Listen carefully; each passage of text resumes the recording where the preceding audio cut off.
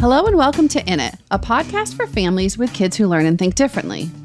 Here you'll find advice, camaraderie, stories of successes, and yes, sometimes failures from experts and from parents and caregivers like you.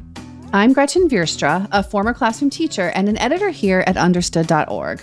And I'm Rachel Bozek, a writer, editor, and mom who has definitely been in it. Today, we're talking about that thing so many of us dread talking about with our kids. Yep, you've guessed it. We're talking about how to talk about sex. And luckily for us, we have a real pro here to help us. Amy Lang is a sexuality, parenting, and sexual abuse prevention expert who specializes in working with neurodivergent kids and their families. She's the creator of birdsandbeesandkids.com, where she offers courses and resources. She's also written books on the subject and hosted a podcast called Just Say This. We're so glad she's going to give us some guidance on how to handle this sometimes cringy parenting terrain. And a heads up, in case you haven't guessed, we will be using some explicit sex-related language in this conversation. Hi, Amy. Welcome to In It. Hi, thanks for having me. We're so excited for this topic. So let's start with how you got into helping parents navigate sex education with their kids. You worked in sexual health education for a number of years, and then you had a kid, and what happened? Well, I thought I was going to be a spectacular sex talker when it came time to talk with him, and he was getting ready for a bath. He was about 5, and he grabbed his penis, and he said, "Hey, Mama, did you know?" And I stood there and I thought, please don't tell me it feels good to touch your penis. Because I was like, I got nothing. So I did the grown-up thing of poker facing, right? Like we're supposed to do when we're shocked. And I poker faced and I said, what? And he said, I can see the veins in there where the blood goes. And I said, great, get in the bathtub. And that was my little moment where I realized that I was like, hey, give me a pregnant 15-year-old. I can do that, but I can't do this guy. So then I was like, all right, you got to figure this out. So I did a bunch of research to figure out how do you talk to young kids about sexuality? What should that look like? When should the conversation start? All that good stuff. And then my other part of my background is that I have a master's in applied behavioral science, and my focus was in adult education. And so I had this big brainwave, and I thought, hey, I could help other parents have these conversations because there weren't any resources at the time. So I started Birds and Bees and Kids.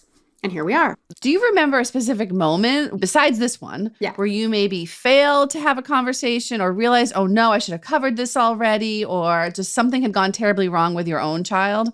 Oh, yeah. Well, my biggest embarrassing moment is that one of my things is that by the time your kid starts middle school, doesn't matter, neurotypical, neurodivergent, they need to have a basic understanding of just about everything related to sexuality.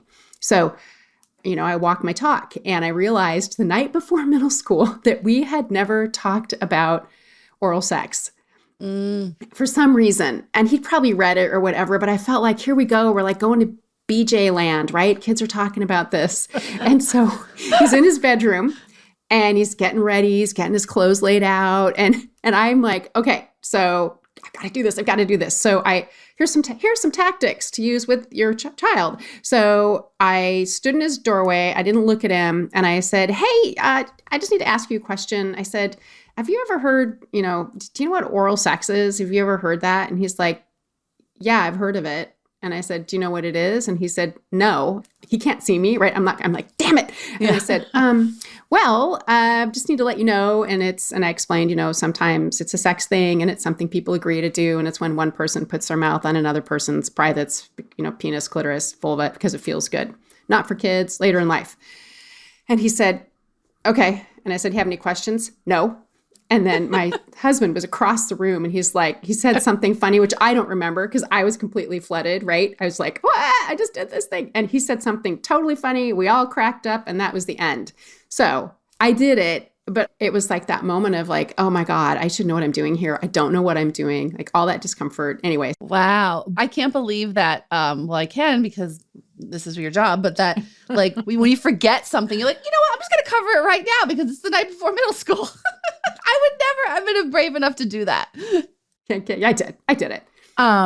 Okay. So you've created sex education resources, which we've talked about a little bit, that are specifically designed for parents and caregivers of kids who are neurodivergent. Why did it feel important to you to do that? Well, I have worked with neurodivergent kids, parents of kids, well, both, everybody, right? All my whole career. But in the last few years, I would be doing a consultation and somebody would just drop in, oh, ADHD, oh, autistic. And I was like, what is happening here? So I started to get smart and I asked at the top, any neurodivergence in the family. And it turned out like, I want to say it felt like 2/3 of the parents had something going on. And so then I thought, okay, y'all need help. And so I went out to find some, and there isn't anything. There's nobody but me, near as I can tell, doing what I'm doing, which is creating resources specifically for parents of kids who are neurodivergent. And it's for their brains, because they're neurodivergent too, and the kiddo brain, right? And that experience. So I got a certification in neurodiversity and sexuality and disability from Mercy College. I have been listening to podcasts, going to conferences. I just want to be helpful because your kids, the ADHDers, are at high risk for a lot of trouble, as it turns out. And what we know in general about sexuality education and children, and in particular parents doing that, the kids are safer, they make better decisions, they're healthier, they're happier. And it's always important for any child, but for kids who are neurodivergent, it's doubly important because of the risks of all kinds of crappy stuff happening.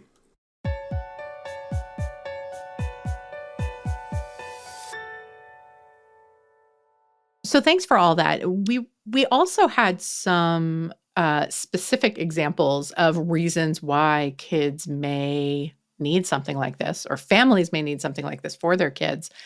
Can I run through a few of them for you? Oh, yeah, please. So one is the idea that kids can misinterpret social cues. And it seems like that is one of the reasons why this might be really important. Have you seen that yourself? Yeah. When your brain is wired differently and you're an adolescent or a pre-adolescent, when there's a lot of chat going on, a lot of the problem is really about words people are using, intonation, just the content.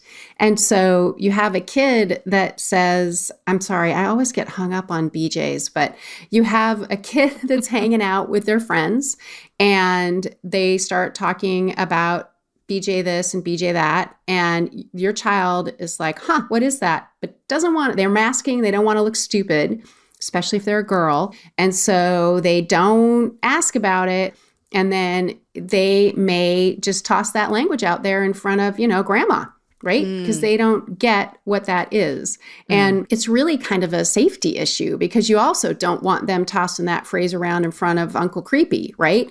When we educate our kids, when we have, set them up to ask us, or really it's not about asking us, it's us communicating with them, then they're going to be way more likely, because they can sometimes tell this feels like a sexual thing, right? It feels like a bad thing. It feels like swears, right? And then with that kind of thing, and you've got an impulsive kiddo who then finds out what it is and then likes to use that to get attention, which is hilarious, right?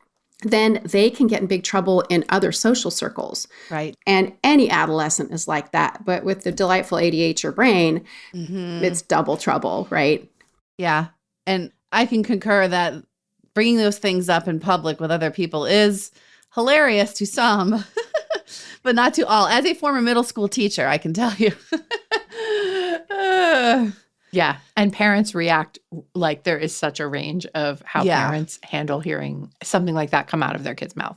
For sure. And then I'm saying all this, and then you're all thinking, well, hell no, I'm not going to tell my kid what that is. I'm not going to tell my kid what a BJ is the night before middle school, right? Because you do worry about that. But we know study after study, I'm like, you don't need to study this anymore. When a kid is well informed, they're safer. And so you have to run the risk of your kid saying something inappropriate in front of someone, because at the end of the day, their health and their safety is your primary goal. And that's what sexuality education is. It's just about health and safety. Yep. I imagine too that, for some neurodivergent kids, other challenges might be just like sensory stuff, like not wanting to talk about this stuff because of the sensory challenges they may have and think about when you're talking about it.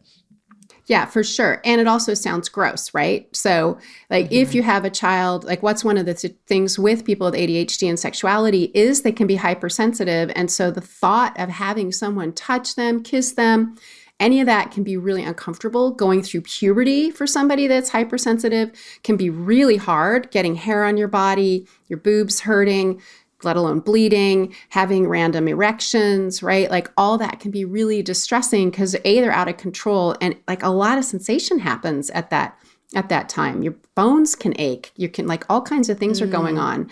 And if we look at like sexuality as a whole, it always involves some kind of touch, right? So one of the other pieces about doing lots of sex education with kiddos like this is that they also can learn that there are lots of different ways to be sexual with someone. It can be really sexual and just holding someone's hand, and consent, right? Lots and lots and lots of consent. More consent communication with someone who is really sensitive to stuff is really important. And understanding that it's a two-way street.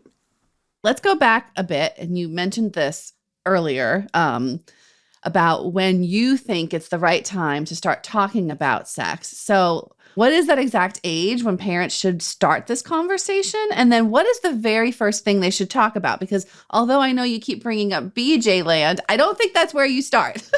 No, not unless you have to. And even then, you can back up the truck to it. Yeah. We don't start. No So beaches. What age do we start, and what do we start with? So honestly, you start from birth using the correct names for private body parts, but really getting down to business about how babies are made, which is the thing that gives everybody pause, that old penis going in the vagina thing. It should be 5 or so. The reason for that is, and I know people are like, oh my God, that's so young, but really what you're talking about is reproduction. Yeah. And when you say penis and vagina, this is how baby's made, this is how butter's made. For a kid that's under the age of 7 or 8, it's just the same. Right. It's just a process, right? It's just another word. Yeah, just another word, right? But we bring a whole bunch of stuff to the party because we have our own experiences. We know the bigger world of this. And so talking with a young kid and saying, this is how babies are made. It feels good to grown-up bodies. It's not for kids. It's for later in life. You don't have to do this, right? It's a choice people make. Like framing it like that is important. That seed of pleasure, right? It feels good, should feel good. People want to do this. They agree to do this, that kind of language. So the baby making thing should be out of the way by then. But the other real kind of sex talks or sex communications, right, is about bodies and boundaries, especially for ADHD or kids who are impulsive, who are maybe going to struggle with the idea of boundaries, who aren't going to be so quick to get consent.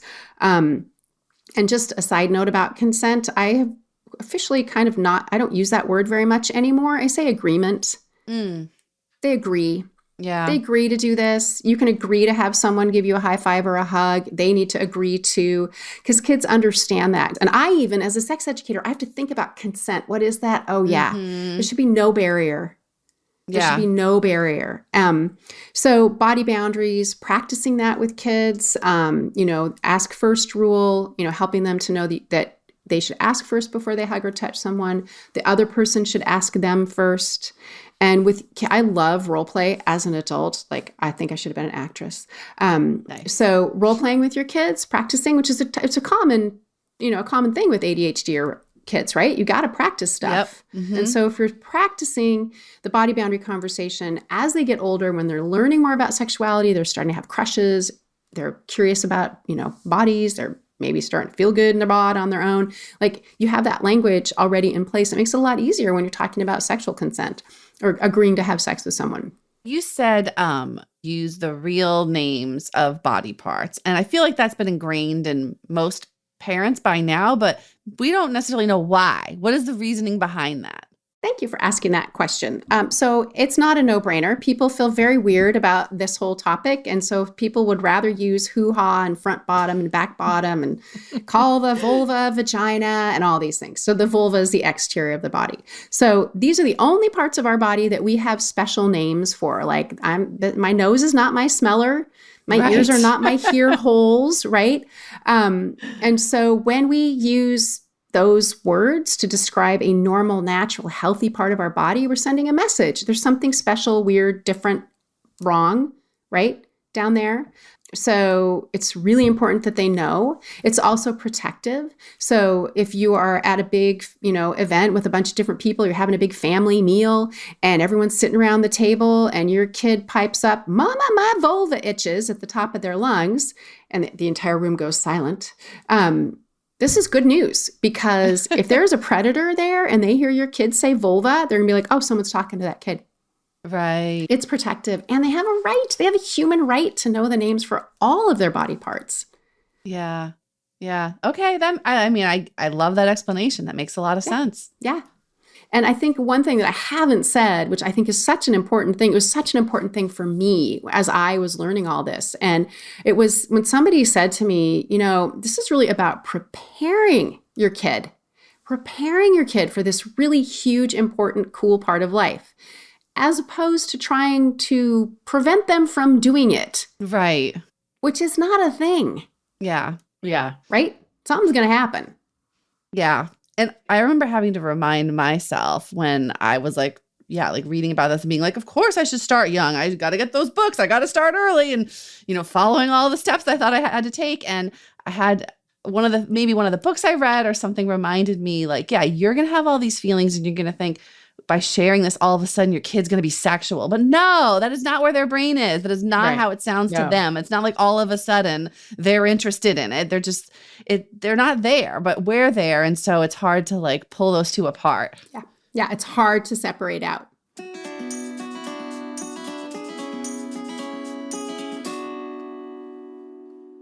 So are these one and done conversations? Like, once you've hit a topic, are you done with it now? Or should we be bringing it back up in a week, in a month? Yeah, it's not one and done. I mean, I wish I could tell you that, but it is, especially with neurodivergent kids, it's a lot of repeating. And for everybody, it should always be really short and sweet, and revisiting in different ways. So saying the things with little kids, you're kind of up until 8 or 9 or so, the focus really is on bodies and reproduction, different kinds of families, being safe, boundaries, that kind of thing. Mm-hmm. And then as they get older, we got to get into the social stuff, right? So once you feel like you've really gotten the nuts and bolts kind of stuff out of the way, you do need to revisit it because they forget.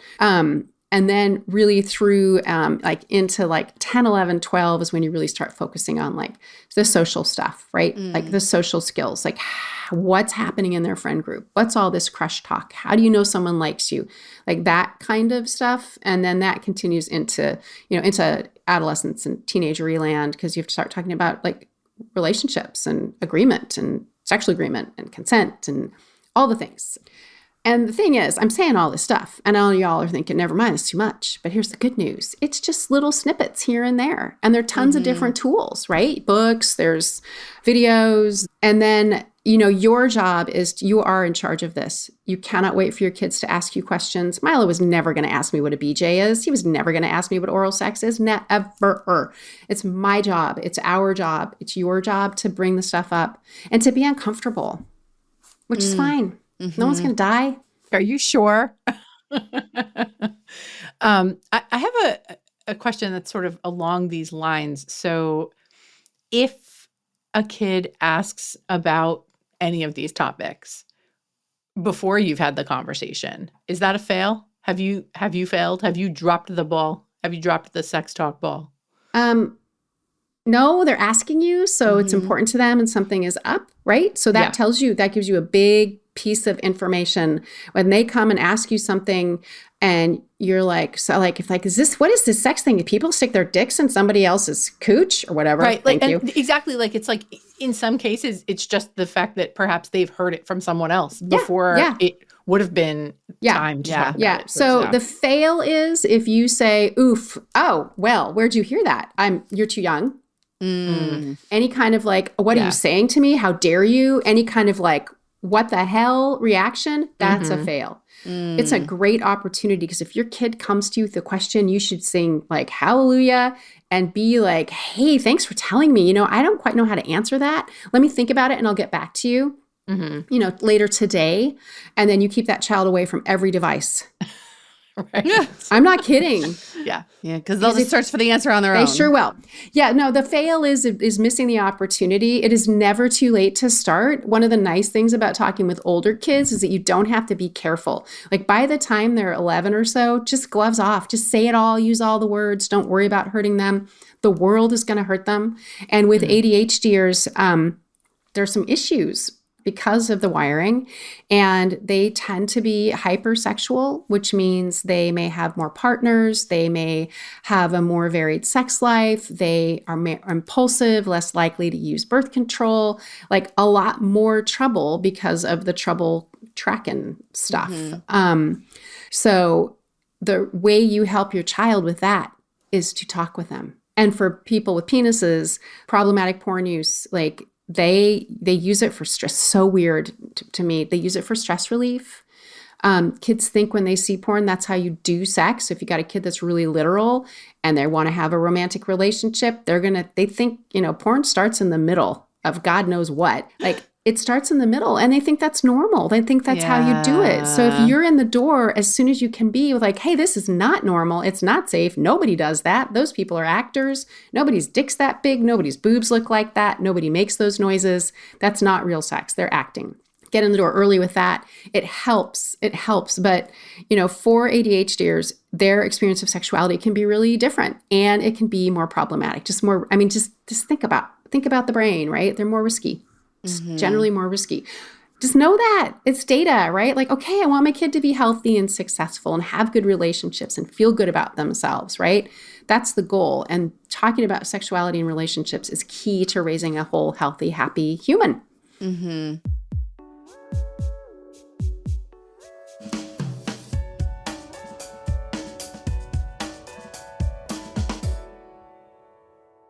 So you talked about how obviously you said around 5 is when you're starting the conversation, and you kind of you start with sex as reproduction to lay that out. That's what it can, one purpose, right? Yeah. So then when do you start talking about sex as pleasure, and how in the world do you start talking about that? Yeah, that's such a good question. The pleasure thing, the reproductive thing is no problem, right? It's so easy, right? It's science. It's science. Yeah, it's science. So you can talk about pleasure and reproduction at the same time. So you can say this feels really good to their grown-up bodies. And sometimes people just do this because it feels good. It's something they want to do together.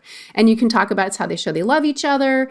So it's a part of being in a romantic relationship, like married or boyfriend, girlfriend. So you can lay it out there in the beginning. And then as you're talking about families and relationships and bodies, you can talk about how these parts of our bodies feel really good. It's cool to touch your own clitoris or your own penis. So, you can say it's called masturbation. That's totally great thing to do. And as you get older, you might want to do sexual things with somebody else, because really most of the time when people are together and doing something sexual or having sex, it's because it just feels good. They don't want to make babies. And if you're, 2 guys or 2 gals, there's no baby making. People can do things together that are sexual that feel good, but it's for later in life. It's something they agree to do. It's not something everybody wants or likes to do. Right? So you have to make sure they understand that people do it because it feels good. And then the other thing is that every time you talk about penis and vagina sex, you always say condom. Condoms, people use condoms, talking about birth control. They don't want to get pregnant. The person has a penis, they use a condom, right? You want to really put that, we plan our pregnancies in our family. Yeah. Yeah. Right? We plan our pregnancies. Yeah. So how are you going to talk with if you got a son, how are you going to talk with him about that, right? And be clear. We were really clear with Milo. It's so here's the deal. If somebody gets pregnant on your watch, then you're in.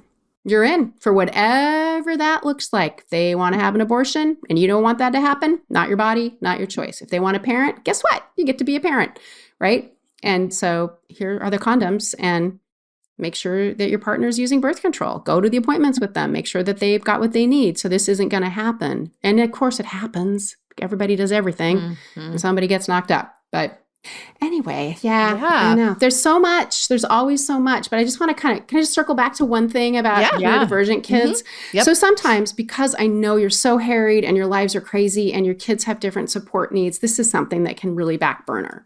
And I get that. And I totally get that. So I just want to say this. Anything you can do to move the needle. Is that a sports analogy? I'm terrible. anything you can do to move the needle, like to make some kind of effort, is going to be helpful to your kid. That's the other thing we know. Any attempt you make.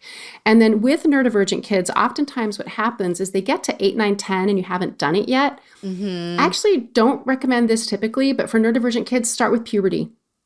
Get puberty books, use that as your entree, because that's going to do something to them.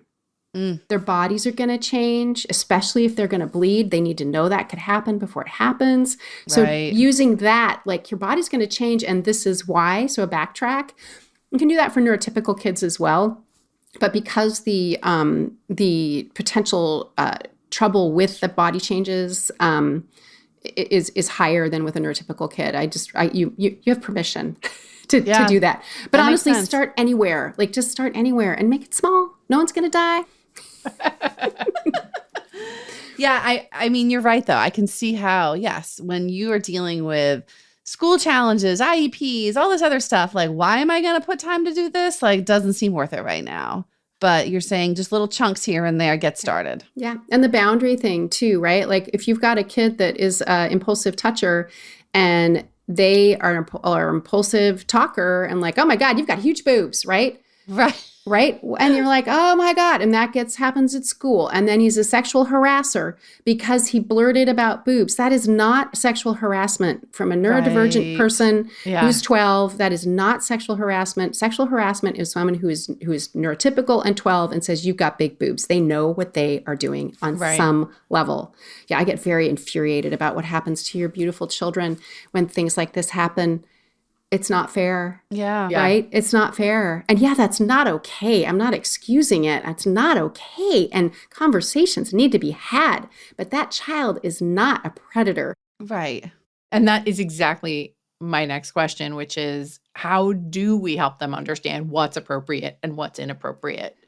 It's a tough one. I think that lots of conversations, keeping it really simple, using social stories, watching movies and videos where there's something that happens and you can say, I know I'm super annoying right now, but I'm going to pause this because I want you to see how that happened. Do you see? I know sometimes they have trouble reading facial expressions. Do you see how their body is? Do you see their face? This is why.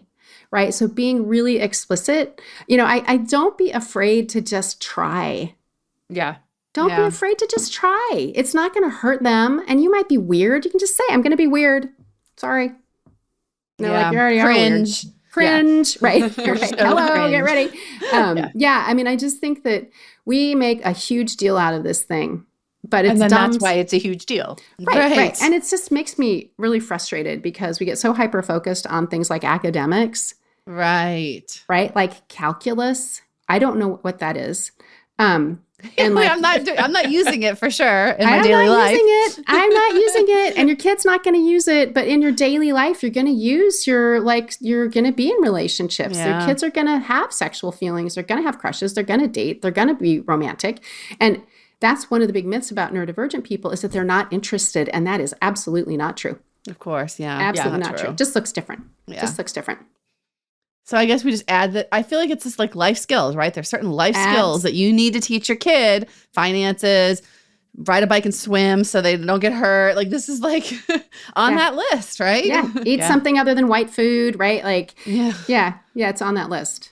So what if, not that this has ever happened to me, our kid refuses to talk about any of this with us. They are just not doing it, not talking about it. Even if you're driving in the car so that you don't have to worry about eye contact, you're doing all the things, right? Do we just keep talking and just well, I'm going to talk? Okay. So yes, you keep at it because they're not in charge, but there's some things you can do. So first of all, you can tell them, I get that this is super annoying and you're not really interested, but trust me when I tell you it is really great to be the smartest kid in your friend group when it comes to this stuff. Kids are really stupid about it, and I don't want you to be stupid about it, so we're going to talk about it. I'm going to talk about it, whether you want to hear it or not. Do that. You can set your timer. You say, I need 3 minutes. You don't have to respond. You say your thing. You're going to need to be ready. Say your thing.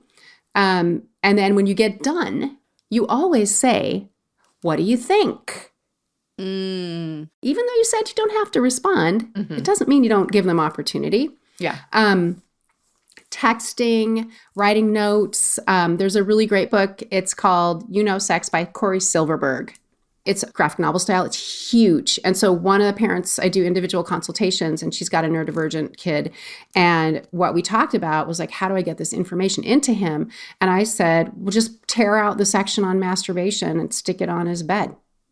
So it's not overwhelming, right? Yeah. And so you can chunk it out like that. But the bottom line is this is your job, and you need to do everything you can. And you can just say, I know you don't like this. I don't care. Someday you're going to appreciate me. I'm also not above rewarding. Some people call that bribing. I'm not above rewarding. Like, hey, you know what? Let's spend 10 minutes looking at this book or watching these couple of videos. And then afterwards, let's go get ice cream. Like, Right. I don't care. Yeah. I don't care. This is not calculus.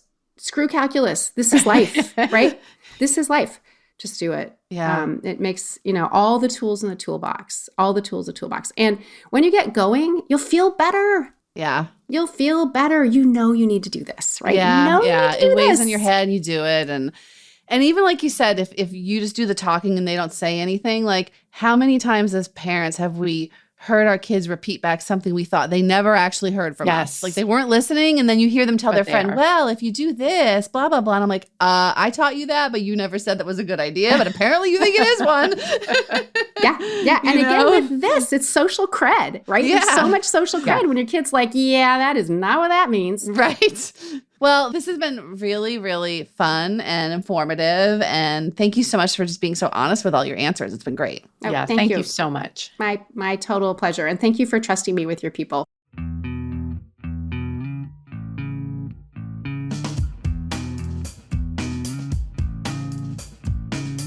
Amy's website is birdsandbeesandkids.com. Check it out.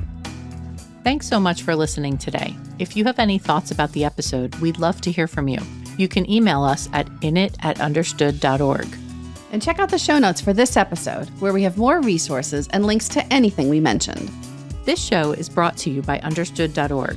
Understood is a nonprofit organization dedicated to empowering people with learning and thinking differences like ADHD and dyslexia. If you'd like to help us continue this work, donate at understood.org/give.